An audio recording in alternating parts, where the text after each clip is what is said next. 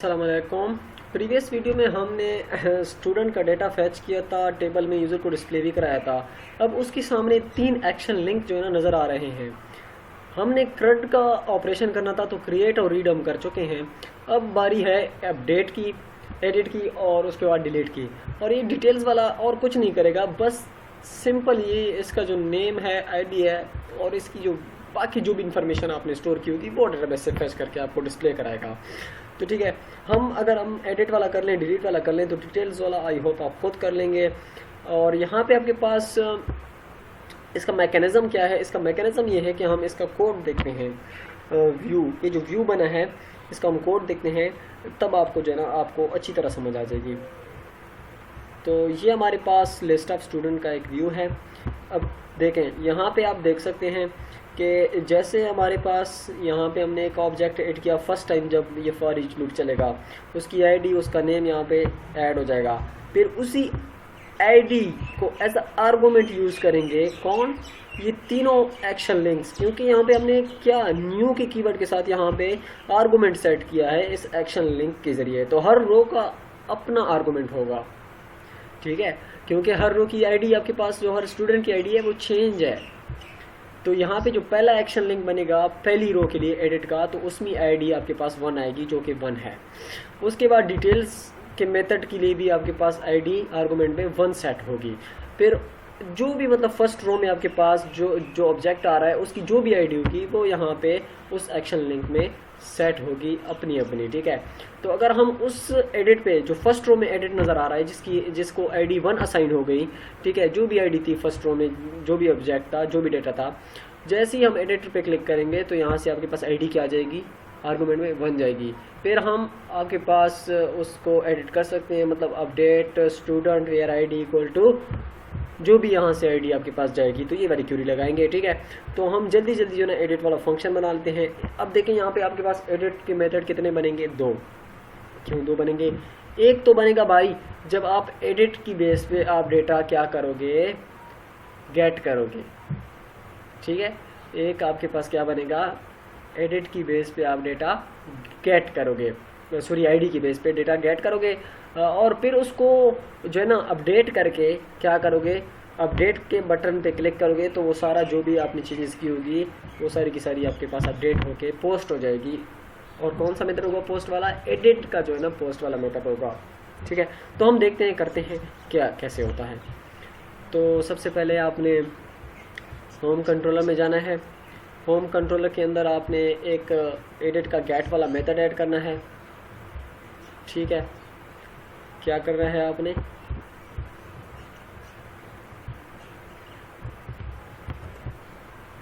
यहाँ पे आपने http गेट ये आपने मेथड ऐड करना है, ठीक है। पब्लिक एक्शन रिजल्ट एडिट, ठीक हो गया। अब यहाँ पे रिटर्न होगा व्यू, रिटर्न व्यू तो होगा, लेकिन इस व्यू में हमने कौन सा ऑब्जेक्ट पास करना है जिसको हमने एडिट करना है, वही वाला ऑब्जेक्ट जिसकी आईडी यहाँ पे आपके पास आएगी, हिंट आ रही, ठीक है। तो हम यहाँ पे एक फंक्शन कॉल करते हैं जो कि स्टूडेंट मॉडल के अंदर होगा और वो आपको एक ऑब्जेक्ट रिटर्न करके देगा पूरा, ठीक है। एक ऑब्जेक्ट रिटर्न करके देगा student S equal to new student. और यहाँ पे मेथड कौन सा कॉल करें हम, गेट स्टूडेंट, कि आप स्टूडेंट गेट करो। किसकी बेस पे गेट करो, आईडी की बेस पे, कौन जिसकी आईडी ये वाली होगी। तो हम ये डेटा बेस से डेटा फैच करके देंगे। तो अब इसको हमने क्या करना है, कंट्रोल डॉट प्रेस करके हमने मेथड जनरेट करना है मॉडल में, ठीक है। तो मॉडल के अंदर इस नाम से, गेट स्टूडेंट के नाम से मेथड जनरेट हो गया। तो हम मॉडल में देखते हैं, तो ये आपके पास जो है ना नीचे यहाँ पे मॉडल के अंदर मेथड बन चुका है, ठीक है। और ये आपके पास एक स्टूडेंट रिटर्न करके देगा, पूरा का पूरा एक ऑब्जेक्ट रिटर्न करके देगा। किस बेस पे रिटर्न करके देगा भाई, हमने आईडी के बेस पे डेटा फैच करना है। किसकी बेस पे, आईडी की बेस पे। तो सारी चीज़ें जो है ना, जिस तरह हम सेलेक्ट करते हैं डेटा क्या करते हैं, डेटा हम सेलेक्ट करते हैं, सारा का सारा फैच करते हैं। तो अब हमने सारा का सारा तो फैच नहीं करना, जस्ट एक ही स्टूडेंट को फैच करना है। किसको, एक स्टूडेंट को। तो हमें ये लिस्ट की तो ज़रूरत बिल्कुल है ही नहीं, हमें लिस्ट की ज़रूरत है नहीं है, बिल्कुल भी नहीं है। हमें सिर्फ सेलेक्ट करें फ्रॉम स्टूडेंट और यहाँ पे क्यूरी चेंज करेंगे वेयर आईडी इक्वल टू, अब यहाँ पे वैल्यू हम कैसे पास करते हैं, सिंगल कोटेशन, डबल कोटेशन, फिर प्लस उसके बीच में वैल्यू जो कि इस आईडी में पड़ी हुई है, ठीक है। उसके बाद एसक्यूएल कनेक्शन बनाएंगे कनेक्शन स्ट्रिंग के साथ, जो कि ऊपर डिक्लेयर है कनेक्शन स्ट्रिंग सारी जो भी मैंने बनाई थी।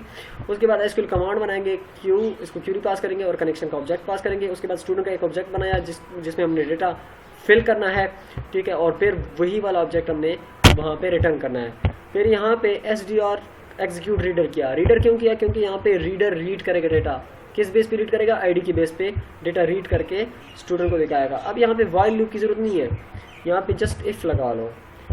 क्यों, क्योंकि आपके पास एक ही स्टूडेंट यहाँ पे आएगा, तो इफ एक ही दफ़ा रीड होगा, SDR.read अगर एक दफ़ा रीड हो गया तो वो स्टूडेंट डेटा आप एस में रख दो, वो जो डेटा आ रहा है वो पूरा एक स्टूडेंट का ऑब्जेक्ट बना लो। उसके बाद जो है ना कनेक्शन क्लोज कर लो। उसके बाद उसी स्टूडेंट को यहाँ से उस एस को आपने रिटर्न कर लेना है। तो जैसे ही ये ऑब्जेक्ट रिटर्न होगा, तो अब यहाँ पे इफ़ के अंदर हमने इसको जो है ना मेमोरी लोकेट किया है, इसीलिए वो नीचे एरर दे रहा है कि आप नहीं कर सकते इस तरह, आपको यहाँ पे ही मेमोरी लोकेट करनी थी, तब आप इसको रिटर्न कर सकते हो और यहाँ पे दोबारा मेमोरी देने की ज़रूरत नहीं है। तो अब ये स्टूडेंट जैसे ही SDR रीड करेगा, जहाँ पे आईडी होगी वो जो भी आईडी वहाँ से आ रही है, तो यहाँ पे आपके पास स्टूडेंट का ऑब्जेक्ट पूरा बन जाएगा। अब उसके बाद हमने उसको रिटर्न कर दिया, ठीक है, रिटर्न हो गया। अब यहाँ से जब रिटर्न होगा तो यहाँ पे इस एस के अंदर वो सारा का सारा ऑब्जेक्ट स्टोर हो जाएगा।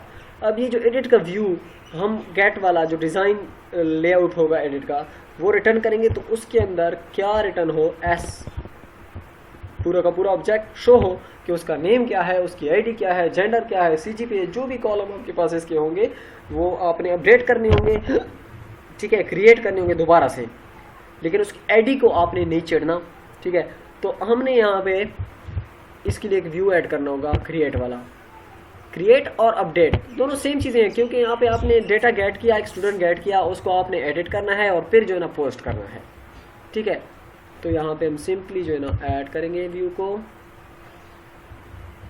तो यहाँ से आपने क्या करना है, इसका नेम एडिट रहने देना है और यहाँ से आपने क्रिएट करना है, ठीक है।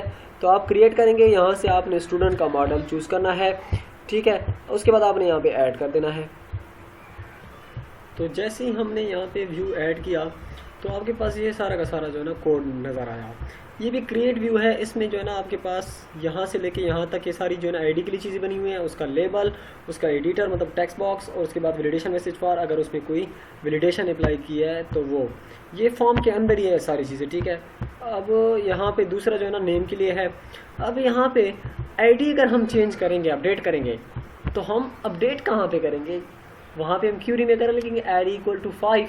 अब 5 तो हमने आईडी चेंज कर ली, 7 कर ली, तो अब तो चेंजेस नहीं है करोगी ना, ठीक है।